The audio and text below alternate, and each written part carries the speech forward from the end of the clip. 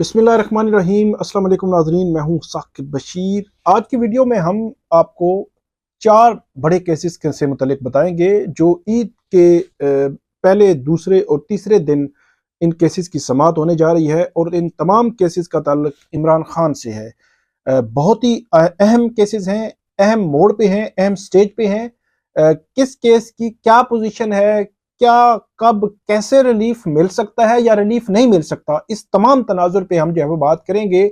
और क्या कोई ऐसा सिनेरियो जो है वो बन सकता है कि जिसकी वजह से ये इन केसेस की हद तक इमरान खान साहब जो है वो रिलीफ लेने में कामयाब हो सकेंगे या नहीं हो सकेंगे। अडयाला जेल में क्या होगा, जमानतें मंजूर होंगी या नहीं होगी, इस तमाम तनाजुर पे हम बात करेंगे। आप हमारा यूट्यूब चैनल सब्सक्राइब करें और बेल आइकन का बटन जरूर आप प्रेस किया करें ताकि जब भी हम कोई वीडियो अपलोड करते हैं तो फौरन उसका लिंक आपको जो है वो मिल जाया करे।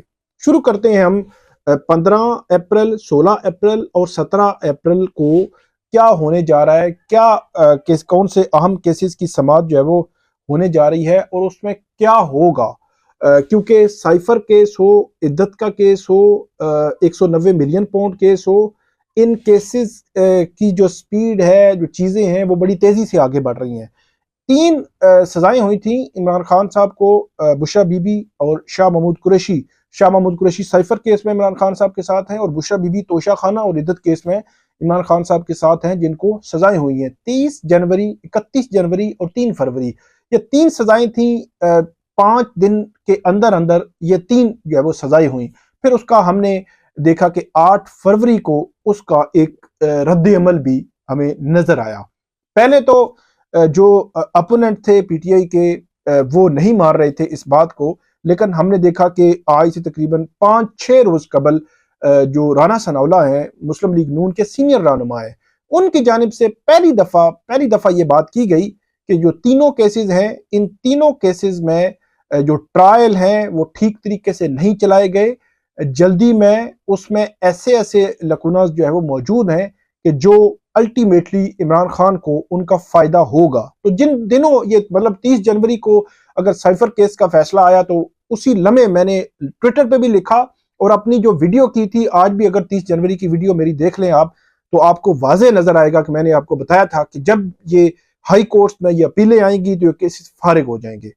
31 जनवरी को जो तोशा खाना केस का फैसला आया तो उस केस से मुतालिक भी जो फैक्ट्स दिए थे, जो हालात आपको बताए थे, जो ट्रायल का तरीकाकार आपको बताया था कि ट्रायल में कैसे हुआ, कौन कौन सी चीजें रह गई हैं, तो उसका फायदा अल्टीमेटली इमरान खान साहब को हो सकता है। इसी तरह 3 फरवरी का जो इद्दत केस का फैसला था उससे मुतालिक भी हमने बात की थी। अब होने क्या जा रहा है उस पर हम जो है वो बात करते हैं। सबसे पहले 15 अप्रैल को जो है वो साइफर केस की समाअत जो है वो इद्दत केस की समाअत होने जा रही है, जिसकी जो हेयरिंग जो है वो इस्लामाबाद की सेशन कोर्ट में होगी और शाहरुख अर्जमंद जो जज हैं वो समाअत करेंगे। ईद से पहले काफ़ी गैर मामूली सूरत हाल इस इद्दत के केस में बनी। पहली बात तो ये है कि ईद से तकरीबन 6 रोज़ कबल जो समाअत थी वो पहले तो अपील फाइल हुई 3 फरवरी के बाद। अपील फाइलिंग में वो केस फिर लगा तकरीबन 10, 12, 13 फरवरी को, फिर 17 फरवरी को, फिर 17 से शायद 27 फरवरी तक गया। तो जज साहब ने कहा कि जो मैंने उम्रे पे जाना है तो केस आगे नहीं बढ़ सकेगा। तो इस दौरान एक समाअत पे आर्गूमेंट्स दिए जो सलमान सफदर हैं, जिसपे नोटिस हुआ था खावर मानिका को और दूसरी साइड को। फिर ये मामला जो है वो 5 अप्रैल तक गया। 5 या 6 अप्रैल को ये समाअत रखी अदालत ने, लेकिन हुआ कुछ यूं कि उस दिन जो सलमान अकरम राजा है जब सुबह 9 बजे 9:30 बजे पहुंचे तो उन्होंने 10 बजे अदालत ने मामला टेकअप किया। तो उन्होंने कहा जी जो खावर मानिका के वकील हैं दूसरी अदालत में मौजूद है और वो यहाँ पे आए नहीं हैं और जानबूझ के नहीं आ रहे, और उन्होंने ये एलेज किया सलमान अकरम राजा साहब ने कि खावर मानिका के वकील ये कह रहे हैं कि उन्होंने पहले स्पेशल कोर्ट जाना है, फिर उसके बाद वो मर ही जाएंगे और वो यहाँ पे नहीं आ रहे, यहाँ पे मौजूदगी के बावजूद। तो उन्होंने अदालत से ये सजा की कि ईद से पहले जो बुशरा बीबी हैं उनकी सजा मुअत्तल कर दी जाए। उनकी सेहत भी ठीक नहीं, उनका चेकअप भी करवाना है, तो इसलिए सजा मुअत्तल कर दें और उनको ताकि रिहाई हो जाए। लेकिन अदालत ने कहा कि नहीं, हम जो है वो दूसरी साइड को सुनेंगे और उसके बाद फैसला करेंगे। और उसके बाद मामला आगे बढ़ेंगे। फिर अदालत ने 5 को ये समाअत थी या 6 को थी, तो 1-2 दिन का वक्फा डाल के फिर ईद से 1 दिन पहले जो है वो इस केस की समाअत हुई। मतलब बुध को ईद थी तो मंगल के रोज इसकी समाअत हुई। इसकी समाअत जैसे शुरू हुई तो उस समाअत के दौरान जो आर्गूमेंट्स रहते थे सलमान अकरम राजा और मोहम्मद उस्मान गिल जो वकील हैं इमरान खान और बुशरा बीबी के, उन्होंने आर्गूमेंट्स दिए अदालत के सामने और अदालत को कन्विंस करने की कोशिश की कि उनके खिलाफ ये केस नहीं बनता। पहली बात और जो बुनियादी नुकता कि ये केस निकाह जो है वो लाहौर में हुआ है और यहाँ पे जुरिस्डिक्शन इसकी नहीं बनती थी और जुरिस्डिक्शन बनाकर इस केस का जो है वो फैसला जो है वो सुना दिया गया। तो ये पॉइंट उन्होंने अदालत के सामने रखा और मल्टीपल पॉइंट्स और जजमेंट्स अदालत के सामने रखी। और इसी दौरान जो वकील थे सलमान अकरम राजा दूसरी साइड के खावर मालिका के, तो राजा रिजवान अब्बासी उनके एसोसिएट आए, उन्होंने कहा कि उनकी तबीयत जो है वो ठीक नहीं है, वो नहीं आ सकते। इस पर सलमान अकरम राजा दलाइल देते रहे। फिर उसके बाद जो असिस्टेंट डिप्टी डिस्ट्रिक्ट प्रोसिक्यूटर हैं राना जो है वो अदालत के सामने आए, राना हसन अब्बास, उन्होंने अपने आर्गूमेंट्स दिए और वो बहुत ही गैर मामूली आर्गूमेंट्स थे। राना हसन अब्बास ने कहा कि ये केस तो इसकी जुरिस्डिक्शन ही नहीं बनती। पहले जो है वो सिविल जज थे नसर मिनल्ला, उसके हवाले से वो खारिज कर चुके थे क्योंकि ये अक्रस मतलब निकाह जो है वो लाहौर का है, यहाँ का निकाह ही नहीं है, यहाँ की इसकी इख्तियार ही नहीं बनता। तो ये पॉइंट जब उन्होंने उठाया तो ये पॉइंट तो डायरेक्टली इमरान खान के और उनके केस को सपोर्ट करता है, उनके वकला भी ये पॉइंट्स दे रहे थे। तो ये एक गैर मामूली डेवलपमेंट उस दिन आई। लेकिन गैर मामूली डेवलपमेंट में सेटबैक उस वक्त हमने देखा कि जब उसी 9 अप्रैल को जो राना हसन अब्बास हैं उनको उस अदालत से अलग कर दिया गया और वहां पे एक नए प्रोसिक्यूटर तैनात कर दिए गए जो कल जब समाअत होगी तो उस प्रोसिक्यूटर जो है वो उस समाअत के दौरान मौजूद होंगे। हो सकता है वो नया मौकफ दे दे कि पिछले प्रोसिक्यूटर ने मौकफ ठीक नहीं लिया, अब नया मौकफ जो है वो दे दें, ये एक पॉसिबिलिटी मौजूद है। लेकिन मीनवाइल उस दिन बड़ी कोशिश की उन्होंने कि राजा रिजवान अब्बासी नहीं आए खावर मालिका के वकील, आप सजा मुअत्तल करें ही करें। तो अब अदालत ने यह कह रखा है कि 15 अप्रैल को अगर खावर मालिका के वकील ना आए तो हम सजा मुअत्तली का फैसला दे देंगे। और अब अगर वो आ भी जाते हैं तो अदालत उनको सुनेगी, कल सुनेगी। मीनवाइल हो सकता है एक आध तारीख पड़ जाए, 2 दिन की तारीख पड़ जाए, फिर जो है वो अदालत सुन सकती है। लेकिन इद्दत वाले केस का फैसला कल नहीं तो अगले 2, 4, 6 दिनों में आ सकता है। फैसला क्या होगा कबल अज वक्त है कुछ बताना, लेकिन सिनेरियो जो है वो देखते हैं कि किस तरफ बढ़ता है। ये तो इद्दत वाला केस हो गया। 16 अप्रैल को समाअत होगी जी साइफर केस की। साइफर केस में सलमान सफदर जो है उन्होंने बड़े तवील दलाइल दिए, 7-8 समातें जो है वो 10 समातें तकरीबन उसमें वो दलाइल देते रहे। बड़े अहम पॉइंट्स उन्होंने उठाए और उन पॉइंट्स में सबसे मेजर जो पॉइंट था उनका यही था कि साइफर केस में जो साइफर है, जो साइफर का मतन है, जो साइफर का टेक्स्ट है, जो चीज है जिसकी बुनियाद पर यह अलज किया जा रहा है कि ये ट्विस्ट हुई, ये अनऑथराइज्ड पर्संस के पास गई, इसकी बुनियाद पर तकरीर की गई, लोगों के साथ शेयर की गई, इससे मुल्क को नुकसान हुआ, दूसरे मुल्क ने इसको अडॉप्ट करके पाकिस्तान को नुकसान पहुंचाया। उन्होंने कहा कि वो साइफर कहाँ है। जजेस ने भी कहा वो साइफर कहाँ है। जजेस ने ऑब्जर्वेशंस दी कि एक मरकजी चीज है ही नहीं, क्रिमिनल केस है, कोई सिविल नेचर का केस तो है नहीं। तो आपने एक बंदे को सजा देनी है, वो एक्स प्राइम मिनिस्टर है, उसको आपने जेल में मतलब रखा है, तो आपने किसी बुनियाद पर देनी है ना। तो ये एक बहुत स्ट्रॉन्ग किस्म की ऑब्जर्वेशन जो है वो अदालत के सामने आई। फिर दूसरी ऑब्जर्वेशन जो है वो भी बड़ी इंपॉर्टेंट थी। तो उसमें यह था कि पाकिस्तान को किसी दूसरे मुल्क ने कैसे नुकसान पहुंचाया, ये चीज जो है वो पॉइंट आउट की जाए। तो ये वो कहते हैं कि एक तरफ तो जो थे पाकिस्तानी जो एम्बेसडर थे वो एक तरफ तो स्ट्रांग डिमार्च करवा रहे हैं, 2 दफा स्ट्रांग डिमार्च करवा रहे हैं अमेरिकन को कि जनाब उन्होंने लैंग्वेज ठीक इस्तेमाल नहीं की और इस तरह, और दूसरी तरफ अपने एक्स प्राइम मिनिस्टर को जेल भी भिजवा रहे हैं और कह रहे हैं जी हमें डिप्लोमेटिकली नुकसान जो है हुआ है।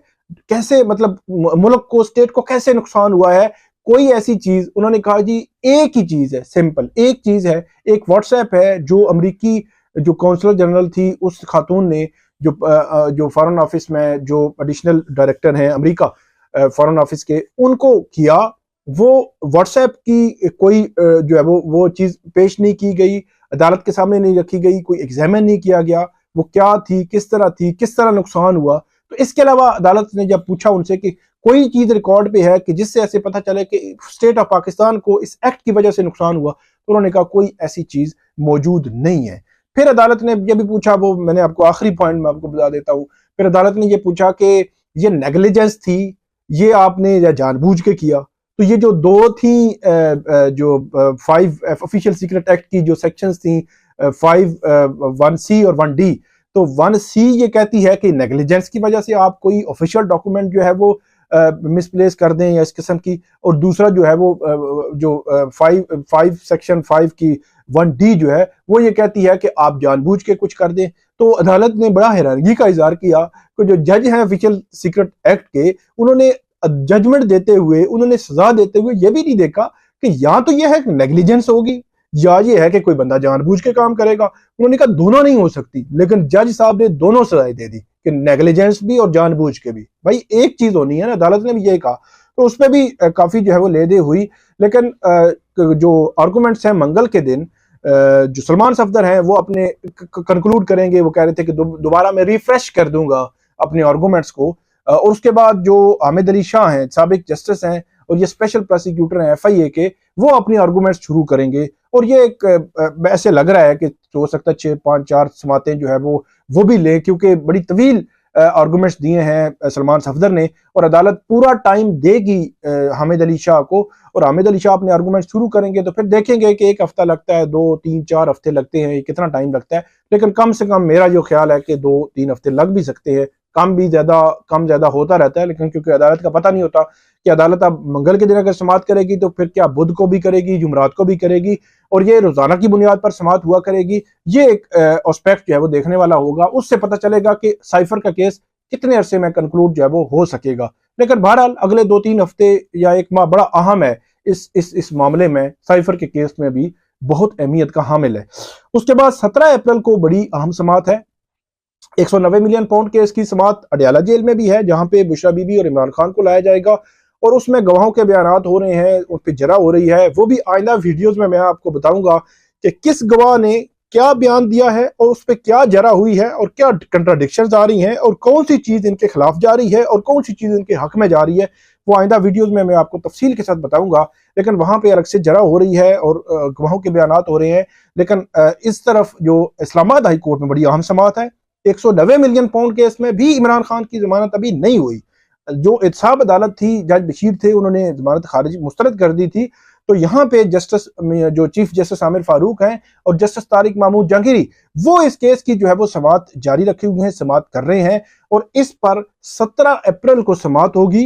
इमरान खान के वकील जो है सरदार लतीफ खोसा, वो इसमें आर्गूमेंट्स देंगे, और ये एक तवक्को जाहिर की जा रही है कि उस रोज को अगर इसकी समाअत हो जाती है, इस पे आर्गूमेंट्स हो जाते हैं और ये केस आगे बढ़ता है, तो इसमें इमरान खान की जमानत होना भी जरूरी है उनकी रिहाई के लिए। क्योंकि इस वक्त साइफर केस, उसमें इद्दत वाले केस इसमें, और उसके बाद 190 मिलियन पाउंड केस, इन तीनों में जमानतें इमरान खान साहब की पेंडिंग हैं।